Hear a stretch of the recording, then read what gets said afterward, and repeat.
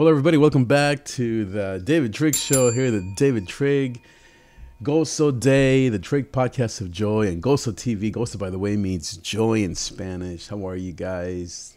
I want to talk today about what to do when you feel like a failure, what to do when you feel like things aren't going your way, you're failing at life. So this always comes from my own experience, obviously, and I would say the last, I don't know, well, let me more reframe it this way. I am an Enneagram 3, or I identify as a 3. And if you're not familiar with personality types, the Enneagram is a sacred way to look at your motivations.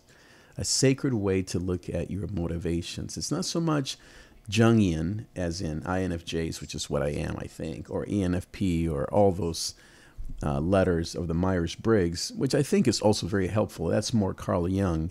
But it's more, as I said, a sacred way to look at your motivation, what motivates you. Anyway, long story short, I have discovered that I am a type 3, which is someone who's motivated by achievement and by success. Now, if you are of this type, then you'll identify with a lot of what I'm about to say. Now, the problem with us threes, or let's just call it success-driven people, or high achievers is another way to put it, is that failure is our worst, is our kryptonite. I can't stand failure. Any perceived or real failure. Anytime that I even feel like I am failing at something. Great school, when I was in school, appearance, of course, success as in, like in terms of my church, how many people and any of that stuff. Anything that isn't not perfect. So it's not the same thing as perfectionism.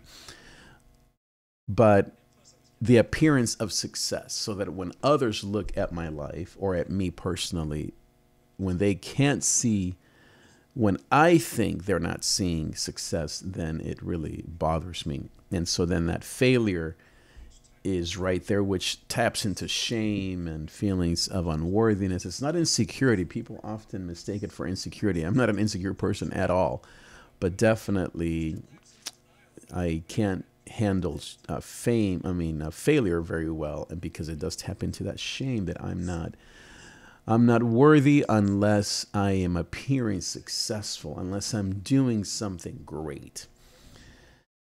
So, and I've learned a lot through, countless books, podcasts, therapy for sure, and a lot of just self-reflection, and of course God's word and his presence. Now, what do you do then if you identify with what I'm saying? If you are, or maybe you know someone, maybe a friend, a relative who also identifies as a 3 or as a success-driven person. What do you then do when you feel like you're not failing? When you're failing. And that's how I feel. I would say I've been feeling this way for a while, that I haven't been thriving in external things, in the things that I'm producing, even though I work so hard and all these things. Or maybe I'm not working hard on them. Some things, like, for example, my fitness, I'm not working very hard on it. And so, right? I'm going to gain weight and feel flabby. Go so flab. Excuse me. I have a cold, by the way, so I apologize. Now, I want to take you, I think if you're on Instagram, you won't be able to see this, but if you are on the other platforms, I think you'll be able to go there with me here. So let me show you this passage in Ecclesiastes chapter 3. This helps me, and it's I'll just give you one word: seasons. Seasons, seasons, seasons. You're only failing or appearing like you're failing or feel like a failure only for a season. This too shall pass, as my beautiful wife often tells me. There will come a season soon, whatever soon may mean, only God knows, of éxito. I love the word in Spanish, éxito. I love just how it sounds. It means success. Éxito. I wonder what the etymology of that word is. Éxito. Soon you will enter a season of success. If you are a success-driven person, this is good news, isn't it? So verse 1, for everything, Ecclesiastes 3, the wisest men of the world, for everything there's a season, there's that word. I believe the word for season in Hebrew here is the word for time. Let's see here. Double click on this. Yes, so time, it's the word zaman. Zaman. I'm not a Greek or Hebrew expert, but this helps. So time, yeah, a set time, an appointed time. And that's why I think the NIV calls it an appointed time. So for everything, there's a time or a season, like the old song, I forget who that was, Cher. There's time for everything, right? In a time, there's that word. Now, I wonder if this one is chronos. Yeah, this is a different word. See, etat. Yeah, season, evening tide. Yeah, so a little different twist on the same idea of time, but two different words. For everything, there's a season and a time for every matter under heaven, including failure. A time to be born, a time to die, and so we know all this stuff, right? All these different things. I want to go all the way to the end of verse 9. What gain has the worker from his toil? I have seen the business. Let's look up the word business. What does that mean in Hebrew? Travail, occupation. So it does talk about task, okay? Let's see, what's the Hebrew word? Wow, that's a tough one. Inyan. Yeah, that's not easy to say. So for everything it says, there is a business, a task that God has given to the children of man to be busy with. And here's the key verse. I remember this old Maranatha song that had this line in it. He has made everything beautiful in its time. Let's look up the word beautiful in Hebrew again. Beautiful. Yafeh. Fair, beautiful, well, handsome. Yeah, so it just means beautiful, like physically beautiful. Isn't that interesting? He has made everything beautiful in its time.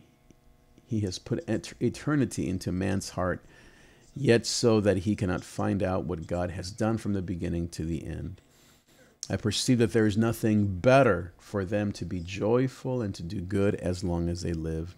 Also that everyone should eat and drink and take pleasure, or as Dave Matthews says, eat, drink, and be merry, for tomorrow will die, and take pleasure in all his toil. This is God's gift to man. So the key verse there is, besides that there's a season and a time for everything, including failure, is that he has made everything beautiful in its time. So what does that mean to you and me? So I want to go back here to the screen and talk a little bit about what I think this means for you and me. So what does it mean that everything is beautiful in its time, or that there's a time for everything, including failure? Well, as I said, I think it means that soon this season of failure, if you feel that way, if you're not succeeding at something in life, if you're not perceiving yourself as a successful woman, man or woman, this too shall pass. It's not that you are a failure. And this is, I think, I struggle less with feeling like I am a failure. I believe that I am a very gifted man. And when I look at probably my favorite parable, maybe these days, hello, Rodrigo, greetings to you. I would say my favorite parable these days is probably the one about the talents, because I know that God's given me a ton of gifts and talents. And I think all of us feel this way, that God has given all of us a ton of gifts. I think that for the success-driven person, when you feel like you're not doing a lot, or you're not accomplishing all your dreams and all your plans, that's when failure can set in.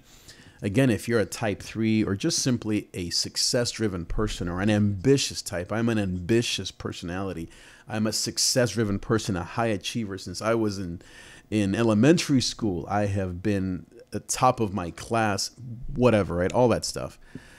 I tell you that only because when I feel like I'm failing at something externally, like I do often, then I have to remember Ecclesiastes 3.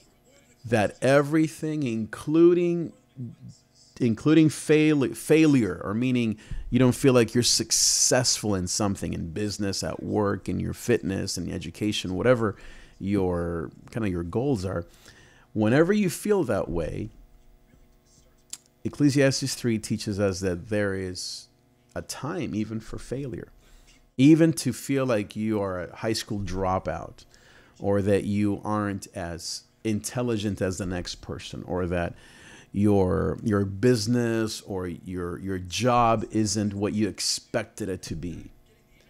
So all of that, even though you may see it as a failure, if you don't, then obviously then you don't. That's great. But if you do, then what I advise to myself and to other people is that everything has a time and a place. This too shall pass. You won't be in this situation forever. Because, especially if you're a driven person, a high achiever, a success-driven person, because you will eventually get yourself out of this mess. With God's help, with His grace, with His power, and with just what He's given you as far as your mind and all that stuff, your faith in God, your resolve to succeed, you will eventually find a way out. And so don't despair. You're only here for a reason and for a season. And if anything, like my beautiful son always tells me, he says, you are probably in this situation for a reason. And he always calls it preparation. I love that word, preparation, because I think that's what most of our failures are their preparations. And so if you feel like you're not succeeding in an area that you want to succeed in, at work, in your marriage, your fitness goals, in your personal life, in your income, how much money you make, or the place that you live, or how good of a mom or a dad you are, or if you're a young person, maybe it's your success in your career. Remember that this is just for a season. You will be through this season in no time. In its time, back to Ecclesiastes 3, you will be through this and you will be in a better place. And that's just the promise of God. That's what His word says, and I believe it's true.